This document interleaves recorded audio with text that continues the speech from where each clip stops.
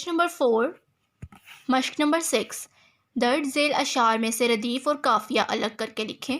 बच्चा यहाँ हमारे पास कुछ अशार लिखे हैं, इनमें से हमने रदीफ़ और काफ़िया को फाइंड करना है। रदीफ़ यानी आप लोग के पास जो शेर में एंड पे लफ्ज़ लिखे हुए होते हैं एक सेम टू सेम, उसे हम रदीफ़ कहते हैं। काफ़िया यानी हम आवाज़ अल्फाज जो एक जैसा साउंड करते हैं उन्हें हम काफ़िया कहते हैं। दिन हुआ तो लोग सारे जाग उठे, रात आई चाँद तारे जाग उठे। इनमें हमारे पास सेम वर्ड्स हैं, जाग उठे रदीफ़, सारे तारे दिस इज़ आवर काफ़िया। सुबह करता है शाम करता है, अब वो दिन रात काम करता है रदीफ़, शाम काम काफ़िया।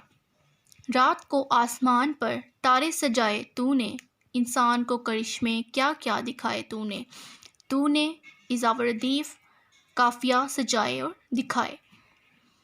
मिलकर मेहनत करने वालों, मेहनत का दम भरने वालों, रदीफ़ वालों, काफ़िया में हमारे पास आएगा करने और भरने।